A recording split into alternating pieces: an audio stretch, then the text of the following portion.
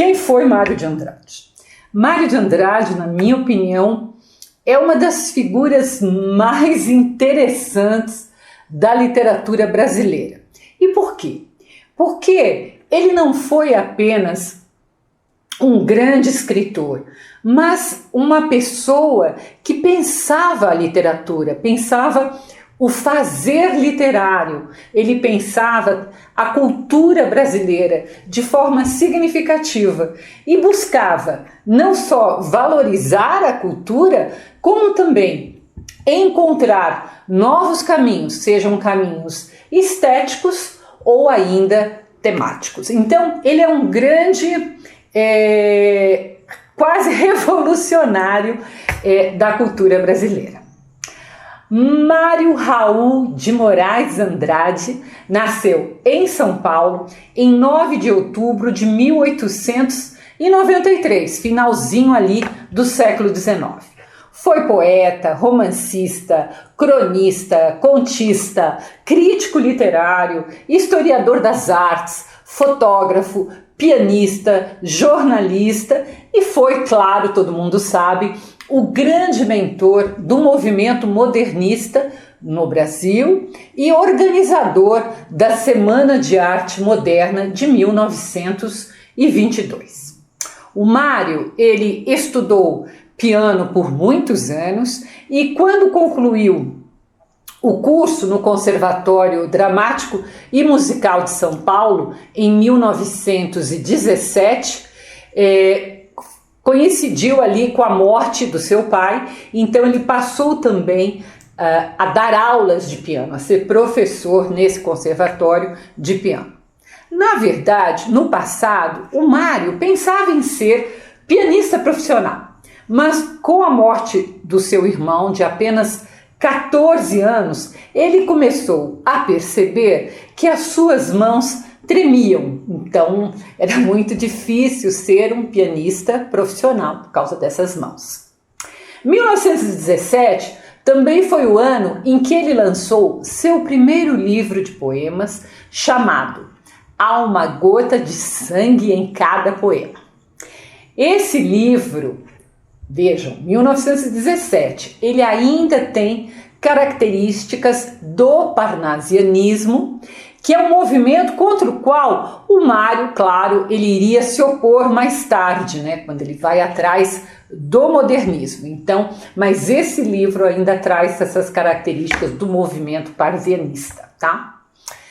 Como crítico literário, ele se aproximou de vários artistas, principalmente de Oswald de Andrade e da pintora Anita Malfatti. Eles se tornaram ali grandes amigos. E esses três, eles iam organizar a Semana de Arte Moderna em 1922, como eu falei, em virtude da celebração dos 100 anos da independência brasileira. Mas não apenas esses três artistas. Além deles, fazia parte do conhecido grupo dos 5, né, esse grupo que o Mário fazia parte, e que esteve à frente, então, o grupo dos 5 para a realização da Semana de Arte Moderna, também a pintora Tarsila do Amaral e Menotti Del Pic. Então, esses 5 é que formavam esse grupo, né, tão ativo.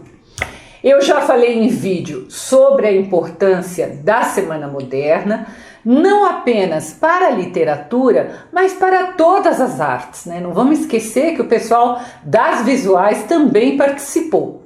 E da música, né?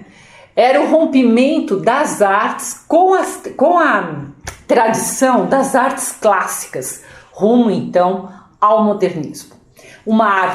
Eles buscavam uma arte que não fosse só europeia, mas que incorporasse elementos da cultura indígena e da cultura africana, porque nós somos essa miscelânea, né? Nós não temos apenas influência europeia. Se você não viu o vídeo sobre a Semana de Arte Moderna, vou deixar o link e recomendo que você veja, tá? É importante.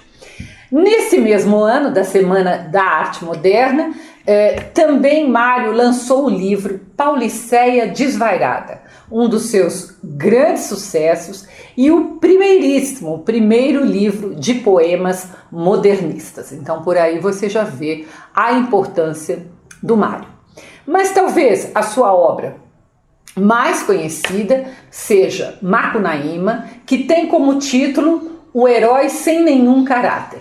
Também aqui no canal nós temos o vídeo de Macunaíma e também eu vou deixar o link na descrição. Então você perceba que a biografia ela vai se completando com as obras, né? Então é importante que você veja tudo.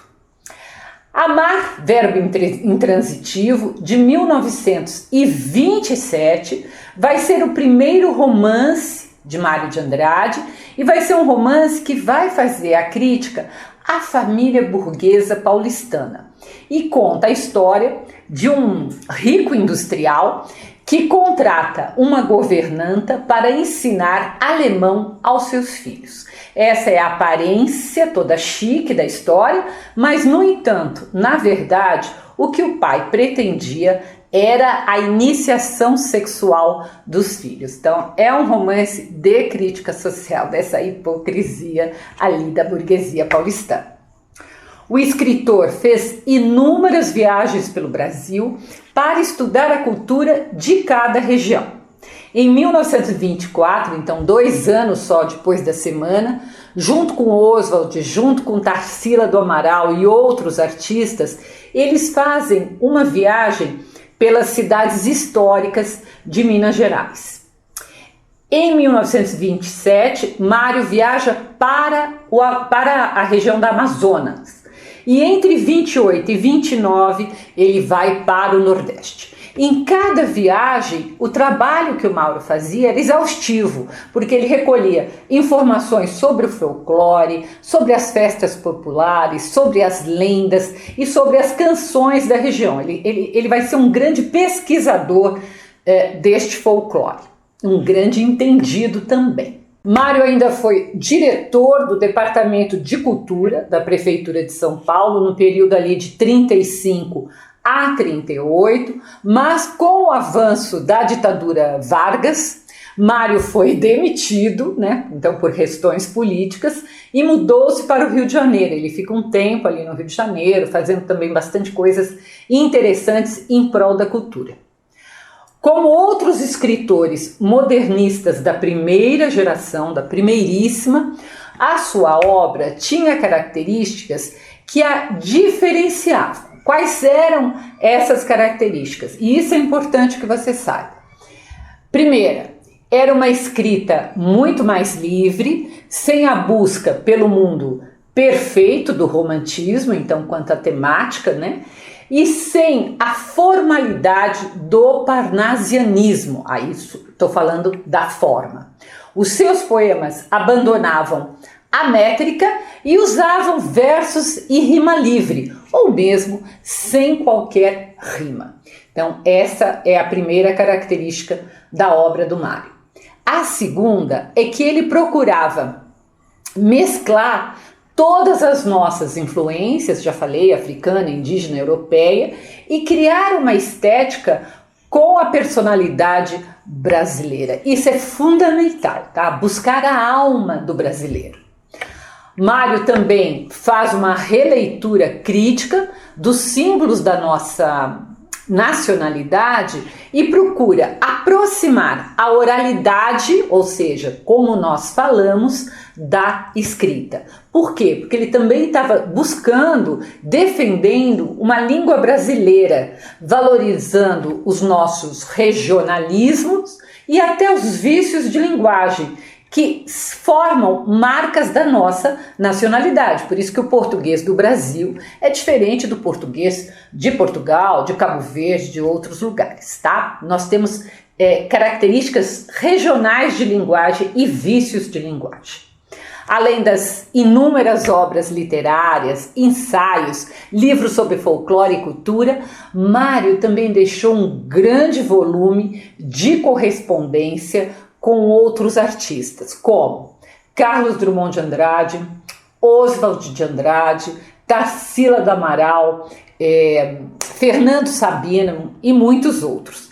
E esse material, essas cartas, formam um material para mim, que sou pesquisadora, para outros pesquisadores, formam um material riquíssimo para compreender melhor a literatura e as artes em geral daquele período. Esse material, esse acervo todo, está aqui em São Paulo, na Universidade de São Paulo, tá? Então, ele é aberto para os pesquisadores.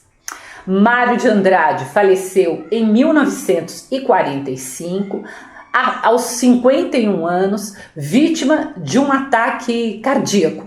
Mas desde 2016, toda a sua obra está em domínio público. Ou seja, você não tem nenhuma desculpa para não conhecer a obra desse artista revolucionário que alterou o mundo das artes e a própria cultura brasileira. Então você pode baixar da internet todas as obras, né? Não precisa comprar se você não quiser.